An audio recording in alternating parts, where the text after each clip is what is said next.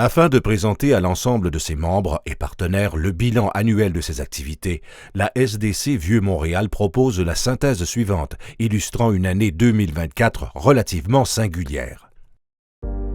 Malgré des tendances d'achalandage de visiteurs en constante augmentation et l'arrivée de nombreuses entreprises sur le territoire, la situation socio-économique à laquelle la métropole fait face depuis le début de l'année demeure préoccupante. À cela s'ajoutent des enjeux opérationnels auxquels le quartier historique n'échappe pas, venant impacter considérablement la mobilité au quotidien.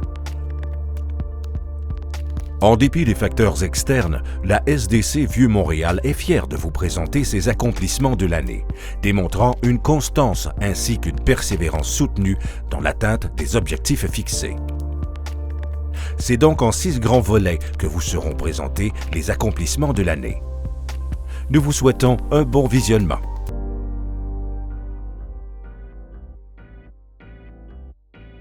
Avec un territoire de plus d'1 km² à couvrir et ayant accueilli près de 250 000 passages piétons lors de la journée la plus achalandée de l'année sur ses places publiques et artères commerciales populaires, c'est sans surprise que la SDC Vieux-Montréal a maintenu la cadence au niveau de ses opérations terrain en 2024. La mise en valeur du territoire s'est d'abord faite via 2 grands projets. D'une part, le programme d'embellissement et de fleurissement du Vieux-Montréal, entre les mois d'avril et d'octobre, offrant près de 200 massifs floraux et comprenant l'ensemble des démarches opérationnelles s'y rattachant. Et d'autre part, le programme d'illumination hivernale du quartier, entre les mois de novembre et de mars, couvrant de décors scintillants et lumineux près d'une trentaine de sites dans le Vieux-Montréal. Faisant partie des lieux les plus fréquentés à Montréal, il était également impératif de maintenir des standards élevés sur les projets dédiés à la convivialité dans le quartier. Ainsi, bon nombre d'initiatives furent reconduites en matière d'aménagement ponctuel en saison estivale et hivernale. Ces projets contribuèrent à favoriser le confort des usagers en cette année de travaux et de chantiers majeurs dans le quartier historique. À ce propos d'ailleurs, la SDC s'est également donné le mandat de maintenir des initiatives pertinentes et attrayantes pour contribuer à une expérience de visite positive dans le Vieux-Montréal. Ainsi, des bornes cartographiques, de l'animation statique telle que l'habillage de rues événementielles lors du Grand Prix de Montréal, ainsi que des expositions photos extérieures furent reconduites en 2024. L'ensemble des initiatives de la SDC en matière d'aménagement du territoire ne serait pas aussi performant sans l'intégration de projets opérationnels. Ceux-ci ont permis un travail de fond en matière de cumul et de traitement de données terrain, en plus des lectures d'achalandage quotidiennes. À cela s'ajoutent les différentes collaborations déployées auprès d'acteurs du milieu, extrêmement précieuses pour la SDC. Les enjeux de cohabitation, de mobilité et d'occupation du territoire furent particuliers cette année. Et c'est en matière de services conseils et comme courroie de transmission que la SDC Vieux-Montréal a pu collaborer à ces dossiers, travaillant auprès de partenaires tels que l'arrondissement de Ville-Marie et le SPVM.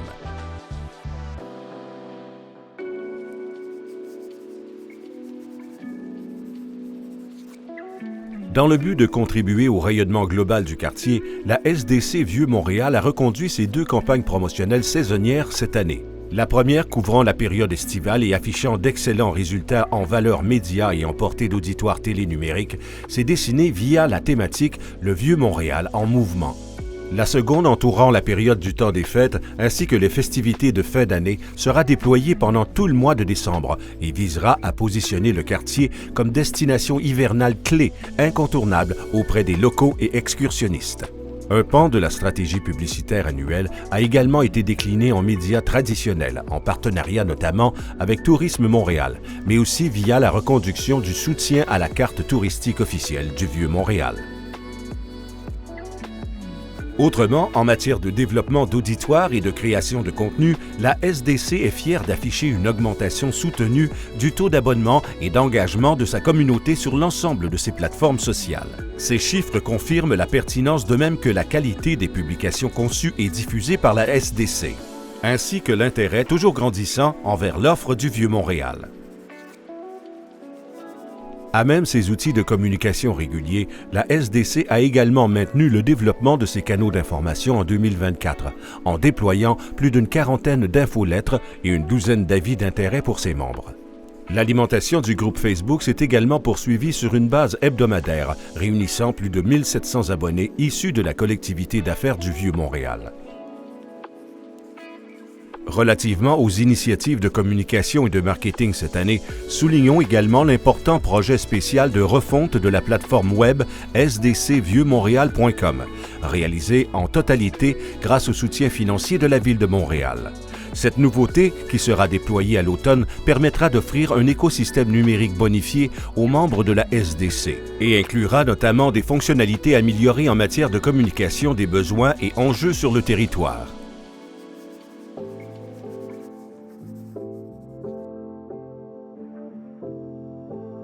En termes de projets dédiés au maillage des clientèles locales et la consolidation de la communauté du Vieux-Montréal, la SDC a reconduit ses initiatives phares en 2024.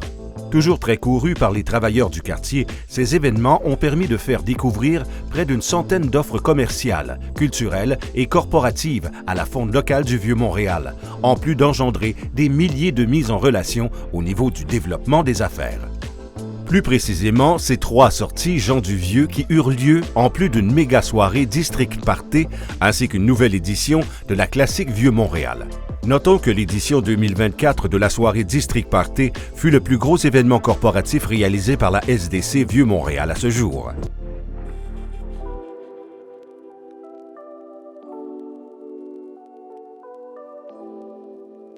Bon nombre d'interventions incluant de nouvelles initiatives fort concluantes eurent lieu cette année dans l'optique d'offrir un soutien direct aux entreprises du quartier.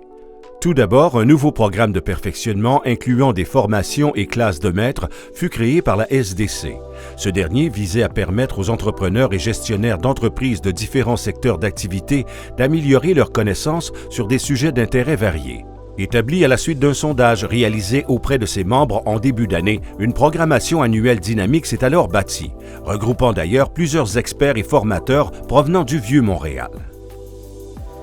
D'autre part, par le biais de visites terrain, communication écrite, échanges sur les réseaux sociaux du Vieux-Montréal, ainsi que des phases de mise à jour du répertoire web, la SDC a maintenu des contacts privilégiés tout au long de l'année avec ses membres.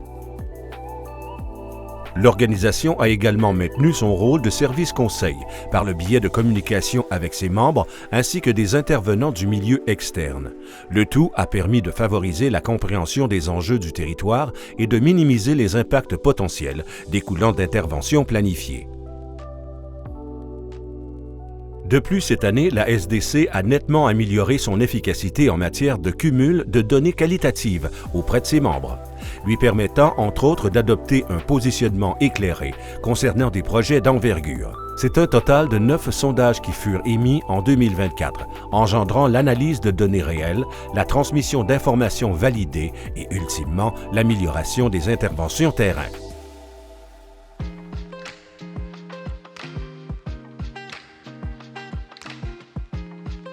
Au même titre qu'un bon nombre d'éléments contribuant à l'écosystème du Vieux-Montréal, la SDC a accordé une importance toute particulière à la qualité de l'offre culturelle locale cette année. C'est dans cette optique que l'organisation a maintenu son programme de soutien à l'offre culturelle, en plus de reconduire son animation estivale via sa série de concerts gratuits en plein cœur de la place d'Armes. Cela a donc permis à plus d'une dizaine d'événements et d'activités offrant une programmation gratuite en plus d'une quarantaine de concerts de qualité d'avoir lieu. Le calendrier d'animation ainsi bonifié, il fut beaucoup plus facile d'en assurer la promotion et le rayonnement, et d'engendrer une attractivité se répercutant sur l'ensemble du Vieux-Montréal. Également, comme il s'agit de variables de développement économique d'importance pour le quartier, la SDC s'est fait un devoir d'être présente sur les dossiers d'événements signatures ayant un fort potentiel d'impact sur le rayonnement et l'achalandage de la métropole. Cela s'est fait notamment en prenant part au comité de partenaires formé par la Ville de Montréal pour son appel à projet spécial entourant la période des fêtes 2024. Mentionnons que la SDC a également reconduit son partenariat auprès de l'événement culturel phare de la rentrée, le World Press Photo Montréal.